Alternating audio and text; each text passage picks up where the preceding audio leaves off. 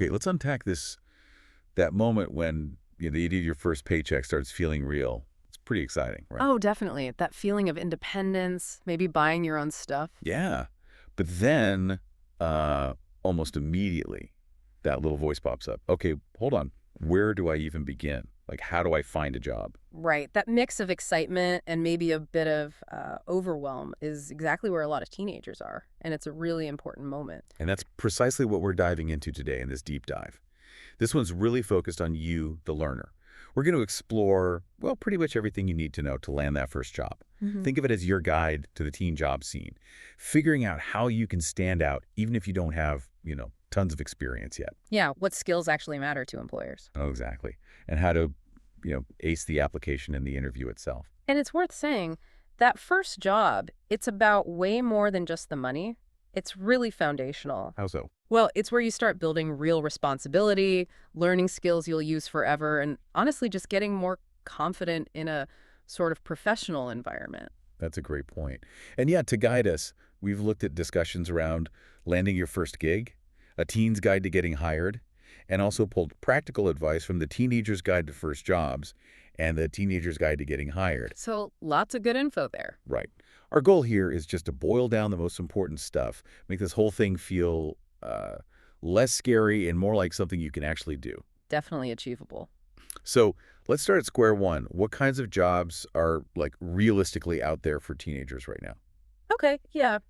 It's interesting. While it seems wide open, certain areas consistently pop up for entry-level teen jobs. Retail is a huge one. Right, like working in stores. Exactly. Think cashier, stocking shelves, helping customers. You see that in clothing stores, grocery stores, all kinds of places. Makes sense. Then you've got food service, another major employer. Fast food, sure, but also maybe being a server or host at a sit-down restaurant, dishwasher, barista at a coffee shop. Those are often good first steps. Okay, yeah, those are probably the ones most people think of first. Mhm. What else? Well, there's the whole recreation world. If you've got the training, lifeguarding is a classic. Yeah, Camp counselor in the summer, maybe working at an amusement park, movie theater, even like a bowling alley. fun options too. Definitely. And we shouldn't forget the more informal stuff right in your neighborhood. Babysitting, pet sitting, dog walking, mowing lawns. Ah, the classics. Those can be great, right? Super flexible. Absolutely fantastic first experiences. And a key thing about those informal jobs, you're dealing directly with people, managing your own time, being responsible for someone's kid or pet. That's real world stuff. That's true. You learn a lot doing that. And don't forget, seasonal work. Like around the holidays? Exactly. Retail needs extra help then. Or maybe farm work during harvest season, helping out at local festivals, things like that. Right. And sometimes, maybe less common, but possible, you might find entry-level office stuff. Filing, basic data entry. Usually need some computer skills, though. Gotcha. So quite a range, but it really depends. Totally. It depends on your age. Crucially, the labor laws where you live, those vary a lot state by state, sometimes even city by city. Right. And just what kinds of businesses are in your community. Exactly. A tourist town's going to have different opportunities than, say, a suburb. Okay, so you're looking at these jobs, but then comes the big hurdle, right?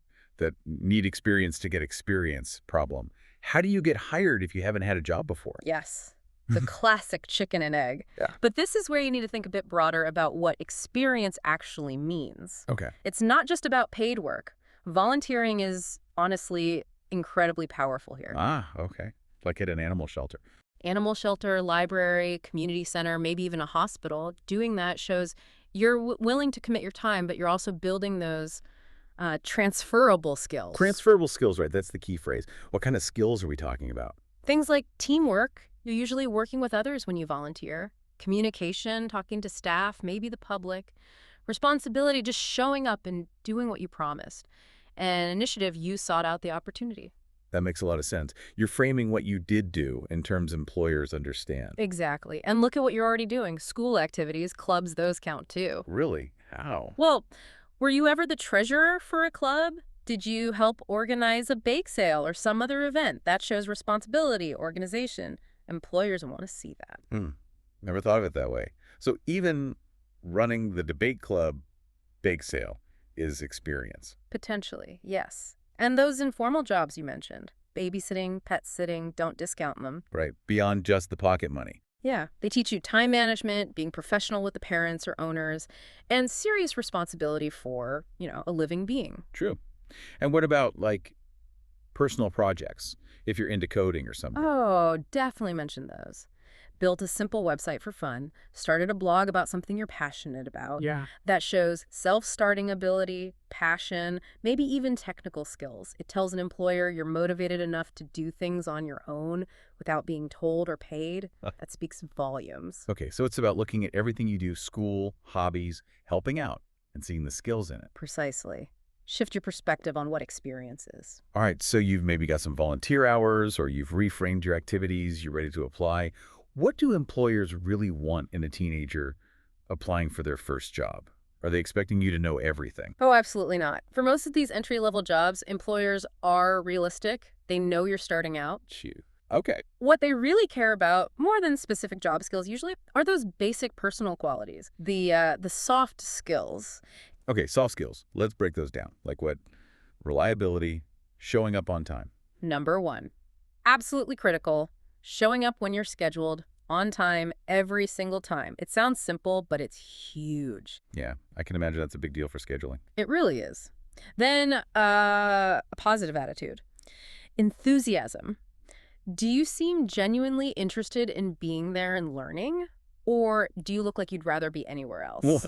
Right. Nobody wants to work with Eeyore. Exactly. And tied to that is a willingness to learn. Being teachable. Are you open to feedback? Can you take direction? Because you will be learning a lot. Makes sense. You won't know how to do everything on day one. Nope. Teamwork is another big one. Most jobs require working with others. Can you get along? Can you pitch in? Okay. And communication. Yes, but it's more than just talking. It's listening carefully to instructions, asking good questions if you're unsure. Don't just guess. Right. Asking questions isn't dumb, it's smart. It's proactive. And communicating clearly with coworkers and, importantly, customers, if it's that kind of role. Mm-hmm. What else? Responsibility. Taking ownership of your tasks, seeing them through, and even basic problem solving. How so? If a small issue comes up, do you at least try to think it through for a second before immediately running for help? Employers appreciate seeing that initiative, that effort. They know you're learning, but they want to see you trying. So it's really about your attitude, your willingness, your basic dependability. Less about knowing how to use the specific cash register on day one. For most first jobs, yes. They can teach you the register. They can't easily teach you to be reliable or enthusiastic. Got it. Okay, let's talk school for a minute. You're Yeah. a teenager, you're still a student. How much do grades and attendance actually matter when you're applying for, say, a job at the mall? It's maybe not the main thing they look at, not like for college, but yeah, it does matter. Straight A's aren't required usually. Okay. But good attendance at school and, decent grades, they signal things to an employer. Yeah. Like discipline, responsibility, that you're capable of learning and sticking with something. It connects back to those soft skills we just talked about. It's an indicator of your general work ethic. Ah, okay. So it's not that knowing algebra helps you flip burgers, but the fact you showed up for algebra class suggests you'll show up for your shift. Exactly. It paints a picture of your habits. Plus, there's a practical side. Which is? Work permits. In many places, minors need work permits to be employed legally. Right. And getting and keeping that permit is often tied to being enrolled in school and maintaining satisfactory grades or attendance. Mhm. So school performance can directly impact whether you're even allowed to work. Okay, that's a really important practical point. Keep up with school. It helps your job prospects too. Definitely. It shows commitment. All right, let's get tactical. Resume and cover letter. How does a teen, maybe with not much official work history, make these documents look good? Okay, this is where you pull together all that alternative experience we discussed. For the resume, start with the basics. Clear contact info, and please use a professional-sounding email address. Yes. Not skeeterboy87@email.com. Please no. Then maybe an objective statement. It's optional, but for a teen, it can be useful. What would that look like? Something brief, like seeking a part-time role at company name to develop customer service and teamwork skills. Shows focus. Okay, clear and simple. Then the experience section. Yep. And this is where you list the volunteering, the school clubs, the babysitting, the lawn mowing, those personal projects. Use action verbs. Action verbs like, Instead of helped with bake sale, say organized fundraiser or managed bake sale logistics. Instead of watched kids, try provided responsible childcare or managed schedules for multiple families. Sounds much stronger. okay, managed, organized, coordinated. Got it. Makes it sound more substantial. Exactly. Then a skills section. List those soft skills. Reliable, team player, quick learner, good communication. And add any hard skills you have, even basic ones.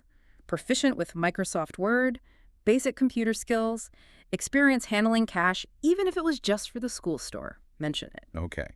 And education. Just your high school expected graduation date. Keep it all to one page. Neat, easy to read. And proofread. Like really proofread. Maybe your life depends on it. Get someone else to look too. Typos look sloppy. Okay, one page, action verbs, proofread. What about the cover letter? Is that really necessary for these jobs? It can definitely give you an edge. It's your chance to speak directly to them. How so? Address it to the hiring manager if you can find their name. Say what job you're applying for. But the key part is explaining why you want this job at this company. Ah, so you need to do a little homework on the place. Yes. Show you're not just blasting applications everywhere. Maybe you like their products or you admire something they do in the community. Then connect one or two things from your resume, maybe your volunteer experience or a skill, directly to what they need for this role. Okay, make it specific to them. Exactly. Show enthusiasm, thank them for their time, and again, Proofread it. proofread it like crazy. Got it. Okay, fast forward. Your awesome resume and cover letter worked. You got an interview. Exciting.